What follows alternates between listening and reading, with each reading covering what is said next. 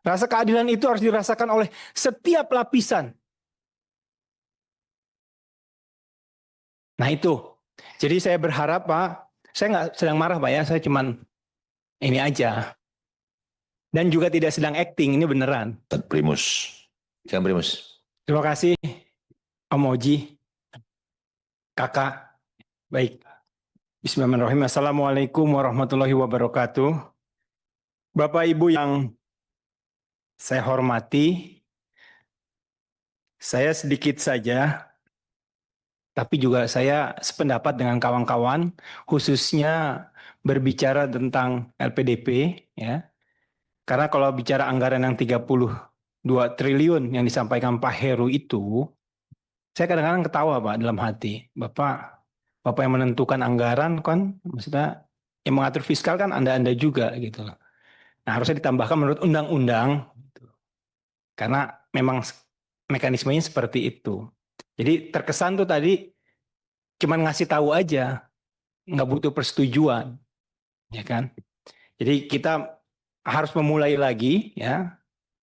Ini langkah yang strategis, ya. Kita harus saling percaya.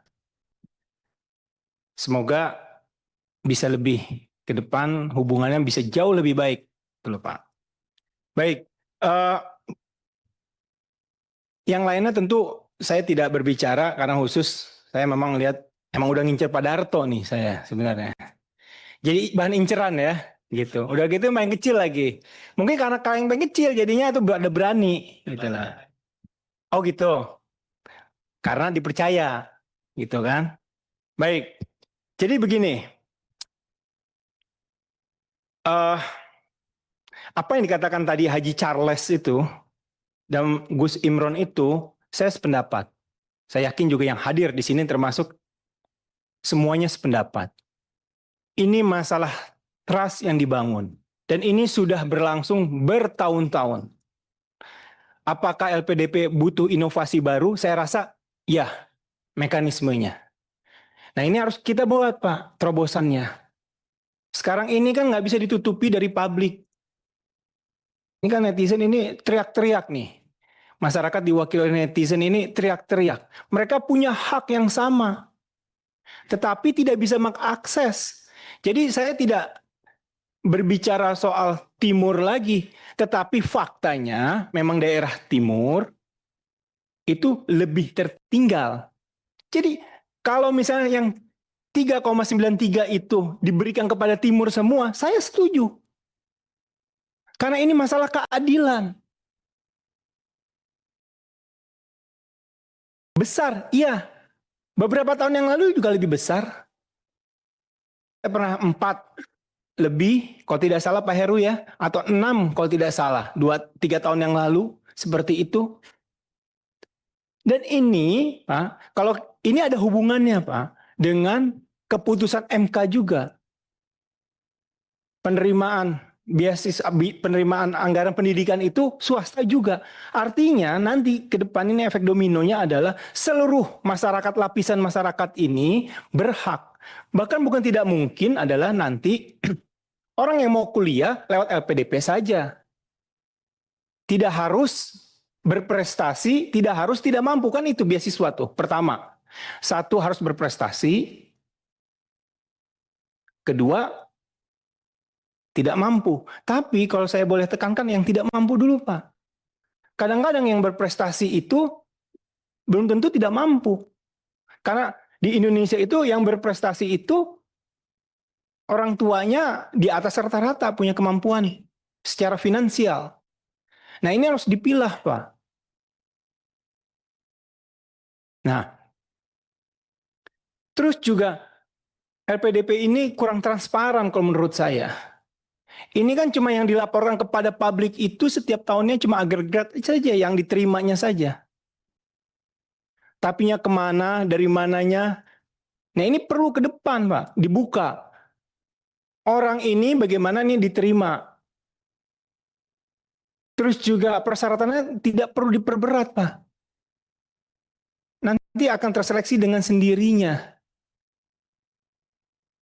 Nah, banyak di antara mereka itu ya kawan-kawan yang memberikan masukan kepada saya karena pengen, Pak. Ada contoh 2 tahun yang lalu saya sudah WA sama Pak Heru karena saya punya keponakan. Pinter Pak, dapat beasiswa hukum di Leiden. Ini nggak aba-aba Pak, tapi dia anak yatim. Saya mau bantu, kurang juga. Besar Pak kebutuhannya. Tapi diambil perusahaan sana Pak. Dengan perjanjian nanti jadi warga negara sana, dia terima Pak.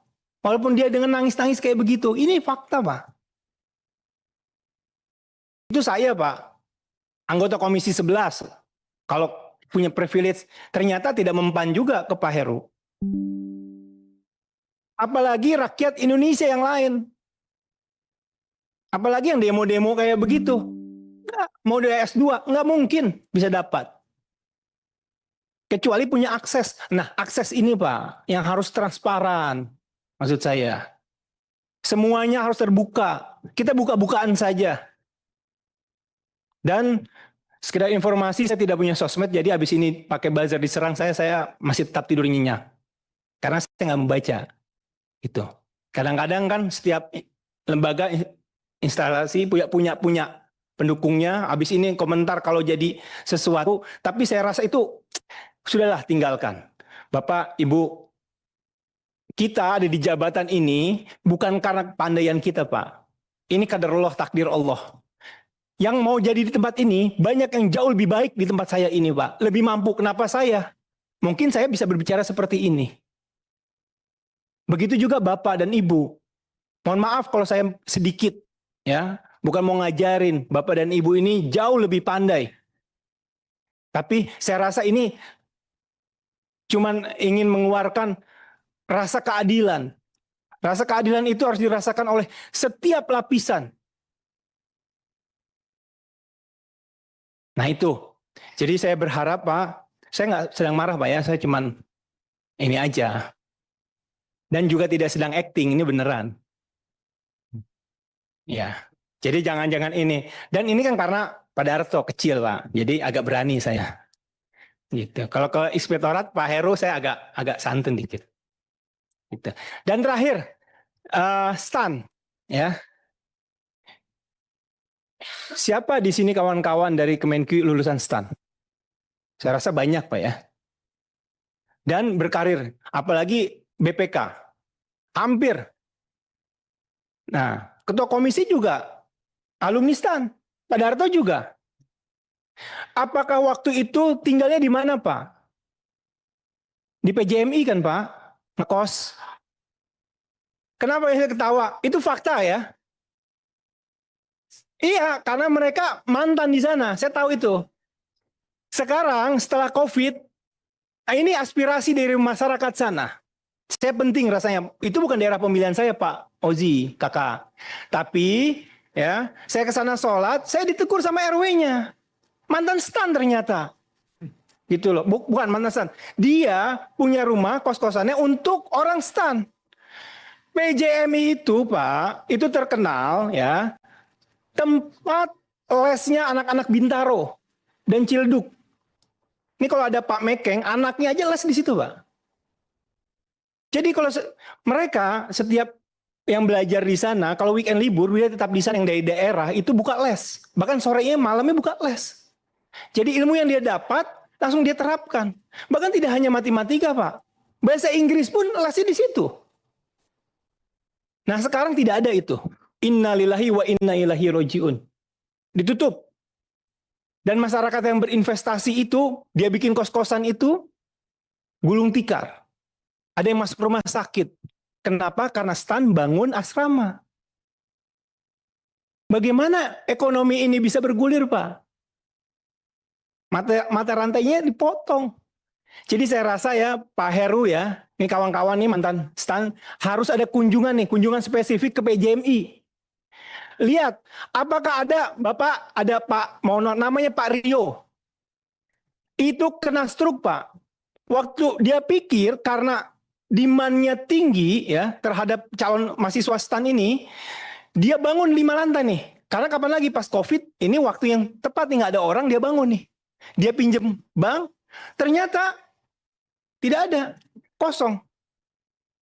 Nah ini menurut saya menjadi berikutnya mau ditindaklanjuti terserah. Yang penting saya sudah menyampaikan, saya sudah menggugurkan kewajiban saya. Semoga ada kabar baik buat mereka dan bisa harapan mereka tentu saja bisa terpenuhi ya. Itu saja yang ingin saya sampaikan pimpinan. Mohon maaf sekali lagi kalau saya agak ceplas-ceplos ya karena ini penting rasanya dua hal yang harus kita tindak lanjuti supaya tidak ada kecurigaan di antara kita. Itu saja. Terima kasih. Assalamualaikum warahmatullahi wabarakatuh. Ketika ada sesuatu yang tidak benar, kita suarakan. Ya bagaimana semua terangin dia sedungu ini? Ini manusia pecundang yang sangat merugikan bangsa kita ini. Saatnya jadi member eksklusif di channel YouTube Official ID. Tantang lagi para tambah sumpah di atas Al-Quran. Dia pengen masuk TV. Konten-konten premium yang tidak tayang di TV. Live interaction. Halo pemirsa iNews, ini baru selesai. Emoji dan badge spesial. Reakses konten pilihan. Klik YouTube Official iNews. Join member hanya Rp10.000 per bulan.